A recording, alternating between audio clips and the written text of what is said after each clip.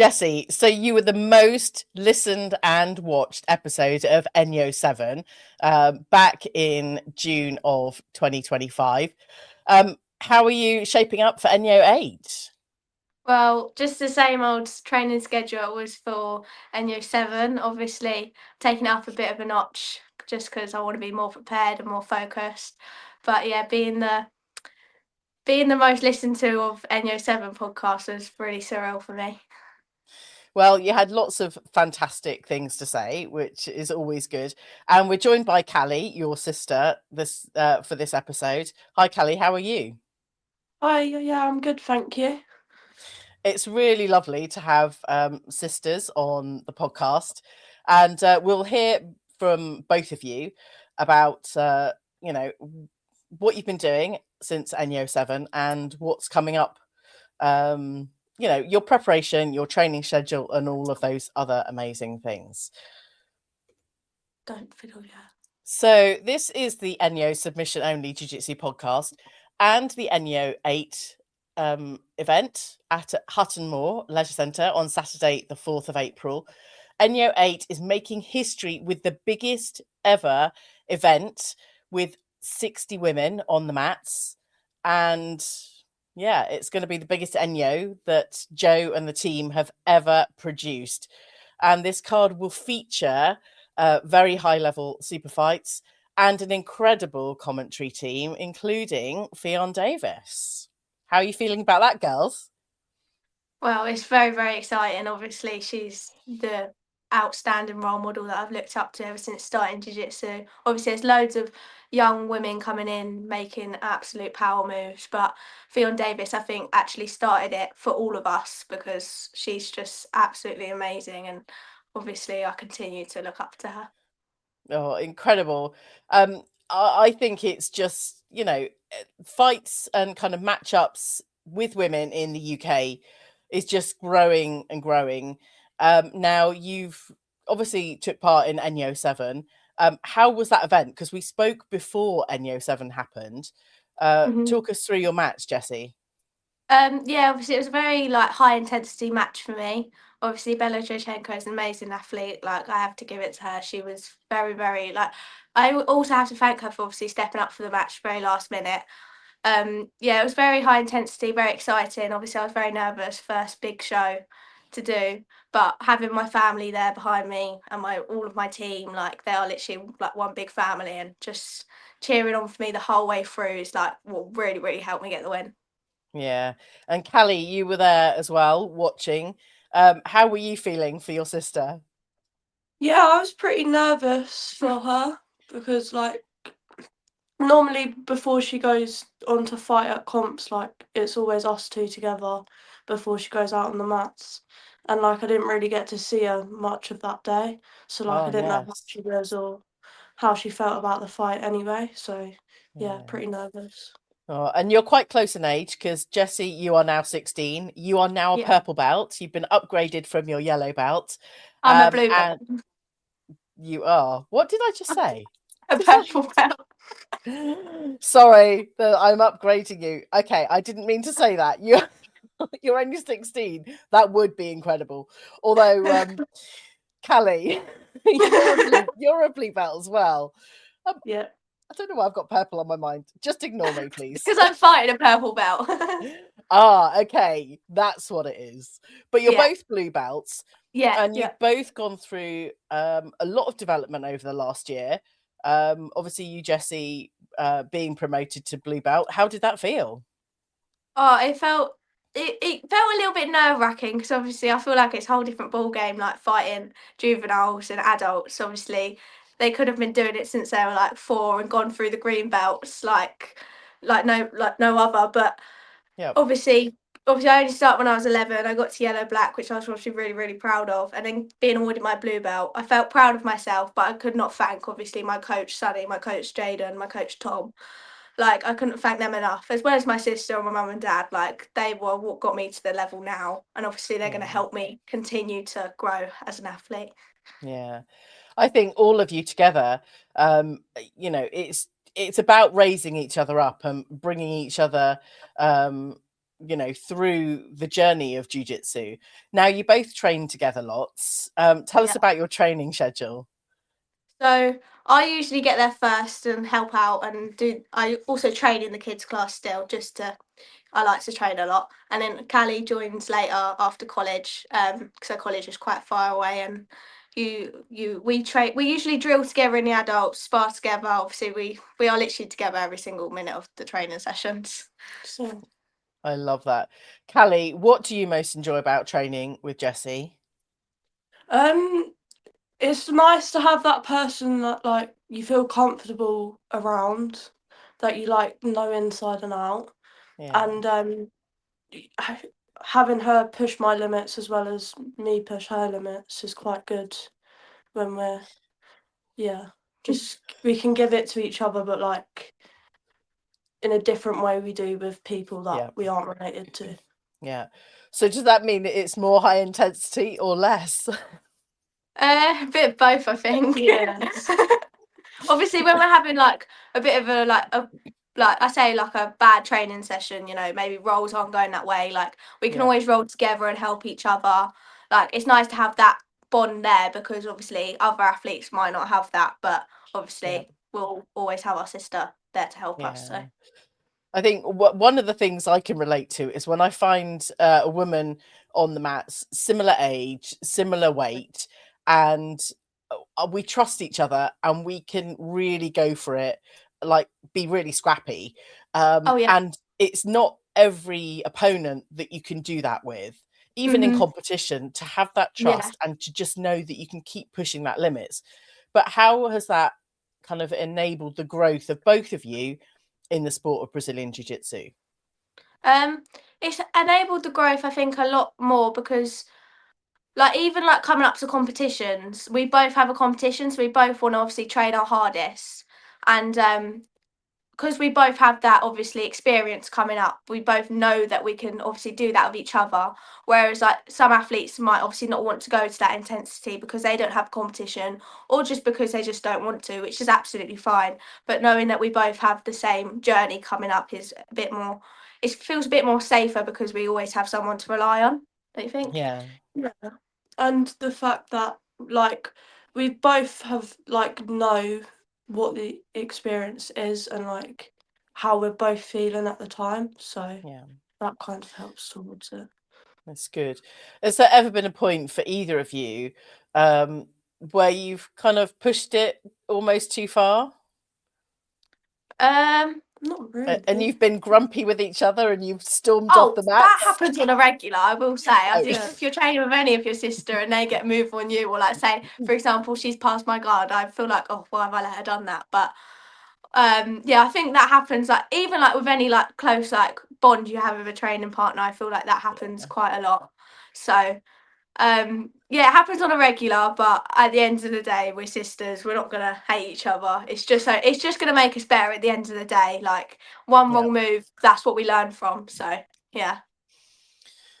Good. And when you get home from training, things kind of calm down, or is it still a bit scrappy we give each other sometimes? space. We just don't talk to each other, and we give each other space. Okay, we've got your dad in the background, just to make sure that you stay on track and get to bed before 8:30. Sorry, I know I wouldn't mention that, but Dad, nice try. These girls aren't going to bed before 8:30. Yeah, I'm here. Can I just say on that bit you've just asked about, there is a rule that I've given them both, whether they ignore it or not, that they're not allowed to sub each other when they spar with each other. Yeah. I don't let them go for subs, because that's when the row does start. Both. Okay, so the rule is you're not allowed to go to subs. So do you just go before either of you tap? Oh, we go hard, but to be honest, I can't. It's hard to sub each other, I think. Yeah, I think so. But if they go for the sub, they don't put it on. Yeah, we just like move past it. I won't like let them that. put it on because Good. it causes a row. So Dad doesn't allow them to put the subs on, but they go very close to it, and they just keep the training going, which actually is a really nice tactic. Yeah, I feel it allows, obviously, when you're getting a sub in a comp, obviously you need to get out of it quickly. So I feel like it allows, obviously, say I get Callie in a sub, she can get out of it quickly. So I feel like it's also Yeah. improving that part of the experience within a competition, or, for example, coming up to a show like ENYO. Yeah. I love it. Callie, what's your favourite submission? My favourite is a bow and arrow choke, but I don't really get them that often. So like most that I go for are probably arm bars, really. Nice. I like that. There's we all have to have a number of submissions up our sleeves or up our gi, as I've mentioned before, just to try and work the game. Because obviously, if we don't achieve game plan A, there's a game plan B, and just to keep working it. But is your tactic to keep attempting that same submission, or do you move on quite quickly? Do you want to say your tactic first? Not really. Like when I first started, I just kept going for the same thing and the same thing, and it got to the point people knew what I was doing. So then I learned that I need to like change it up a bit, and like now I try to go for things that I'm less confident in, and Good. leave the things I'm more confident in to the sides because I know I can do them. Yeah. If Yeah. that makes sense. I say I'm the same. Like, obviously, I like trying new subs all the time. And obviously, if I go to try it and it doesn't obviously work out in the way I intended it to, I'll either go to the coach, like either Sunny or Jaden, who taught me the sub, and see what went wrong, and then try and include it in the next game, like a next role or the next training session. But yeah, I feel like if you have like plenty of, obviously, not just subs, but skills in, like, say, up your sleeve, up your gi, then I feel like you don't really need to worry as much as you should, because you know what to do in any situation, whether you're on the bottom, top, side control, mount. So yeah. Nice. Now, are you either of you guard pullers, or are you on the takedown? Well, both of our coaches have totally different games, like both totally different games. So we've basically got the best of like both worlds. Like, we can either, obviously, on top is obviously a really nice game, on bottom is obviously a really nice game. So I feel like it depends on the mood we are in, like on like, or what we feel most confident that day. Because obviously I feel like it changes during the week and each day, like especially at competitions. Yeah. Nice. I am looking forward to seeing both of you on ENYO 8. We will talk about your opponents and your matchups in a moment, but I just want to mention the sponsors for ENYO 8, and they are Progress Jiu Jitsu, Jiu Jitsu Lou Podcast, Combat Sports Hygiene, Soul Taker Fightwear, Empire Grappling, Inner Chimp, Central Performance Center, Neutonic, Wuka, Adapt Jiu Jitsu, Pro Sports Grappling Events, Whiskey Wolf UK, and Parity Martial Arts. Go and follow them all over on Instagram, and the links will be in the show notes. I just want to quickly mention the Soul Taker Fightwear match bonuses, or the ENYO 8 bonuses. We've got £100 win for all 6 purple and brown belt match winners. We've got £100 for fight of the night. My fingers are crossed for both of you to be up for that one. £100 for the submission of the night, and £250 commentator's choice athlete of the night. So there are some cash bonuses. How are you feeling about that, girls? I think it just pushes us more. Obviously, that's a great thing to win, but I think the one thing on both of our minds at the moment is obviously securing the win, which obviously we've got to work hard for it. It's going to be tough matches for both of us, but as long as we listen to our coaches, I think things will go all right. Now, one of the things I've experienced in matches, in big events, and admittedly I've not been privileged or had the opportunity or desire yet to be on an invitational like ENYO, but how do you kind of focus on listening to your coach if the crowd are really quite, energized and cheering you on? Do you have some special kind of hearing techniques to be able to listen to your coaches, or are they just focused on giving you what you need? Do you want to go first? Well, I've like kind of block out the crowd anyway. Like if I'm at a comp, like I block out anyone but either Coach Jaden or Sonny. Whereas, so I think at ENYO it would be not easy, but like I'll be able to manage hearing them over anyone else.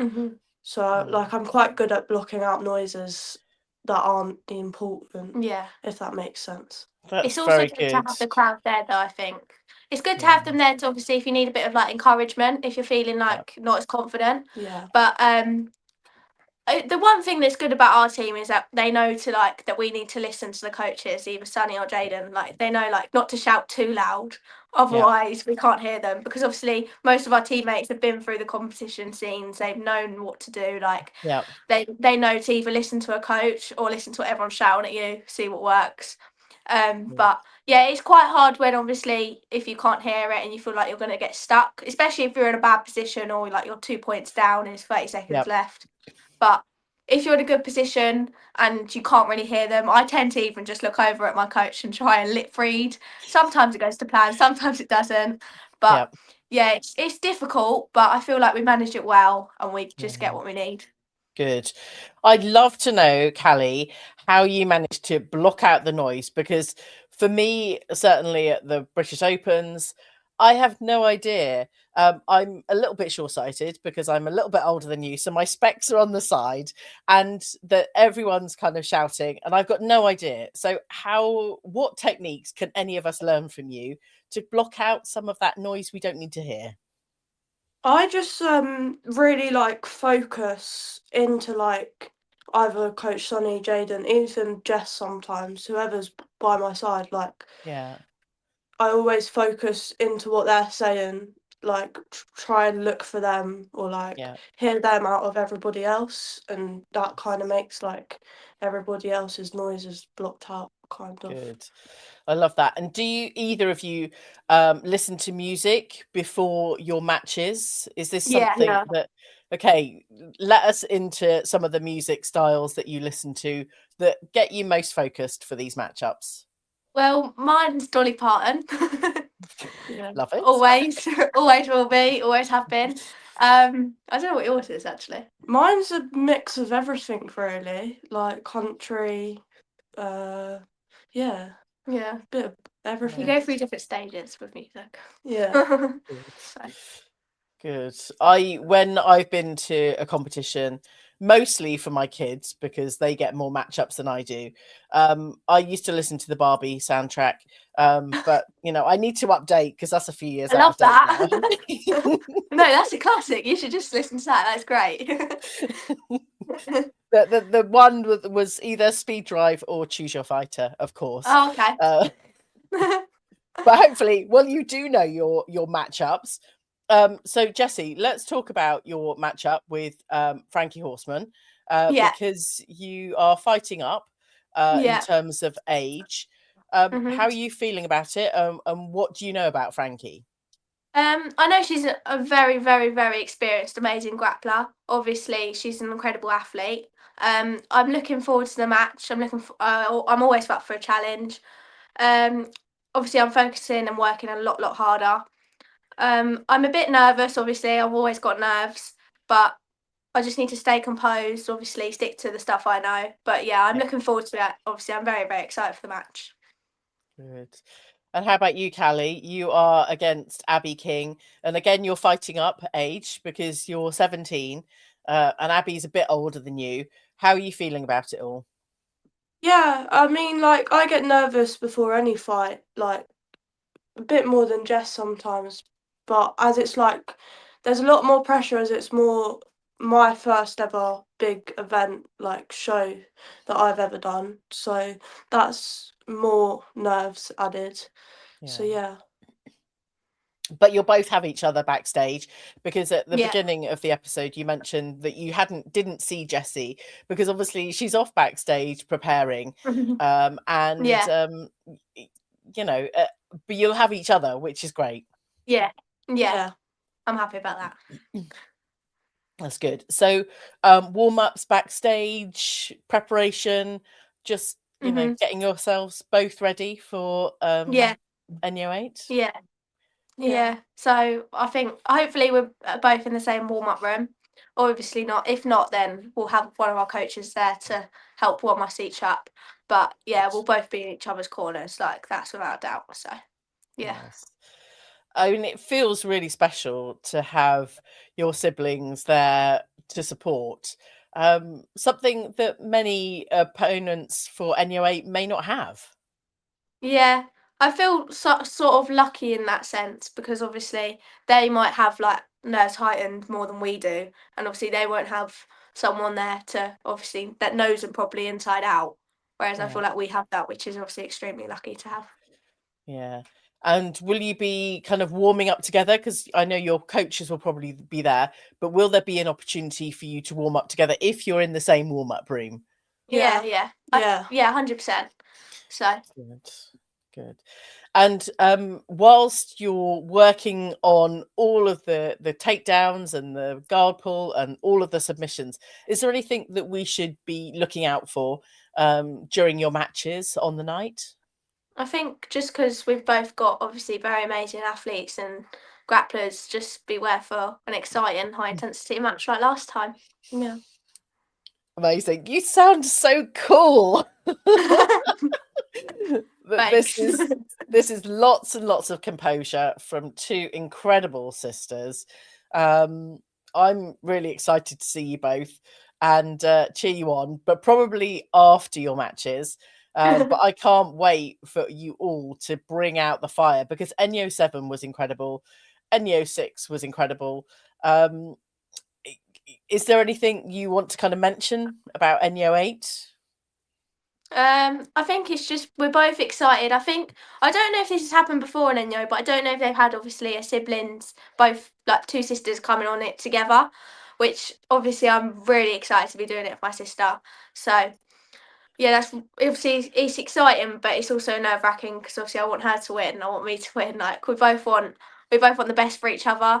But it's good that we've got each other because we can both work hard together in preparation, but also when we're on stage. Yeah. Oh, amazing. I am just so looking forward to it. It will be incredible. And you've got a little bit of time before the 4th of April. But if you haven't got your tickets, do head over to ENYO Grappling and follow the Eventbrite link. Also go and follow ENYO on Eventbrite to be notified when the tickets drop because I bought mine straight away when I saw the notification. So go and sign up, go and follow Eventbrite, ENYO on Eventbrite, and buy your tickets if you haven't already got them. So you'll have a whole crowd of people from your gym, which will be incredible. Dad, are you going to be there? Yeah, I'll be there. Good. Definitely. I won't ask your dad how he's going to be feeling. I'll have a chat with him whilst you lot are getting ready.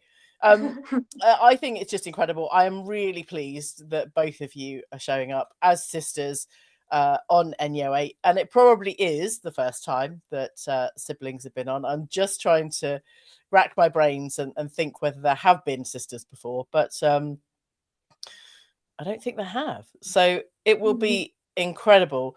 I just want to wish you all the luck and bringing all the fire. Is there anything you can ask of us as an audience member for your matches?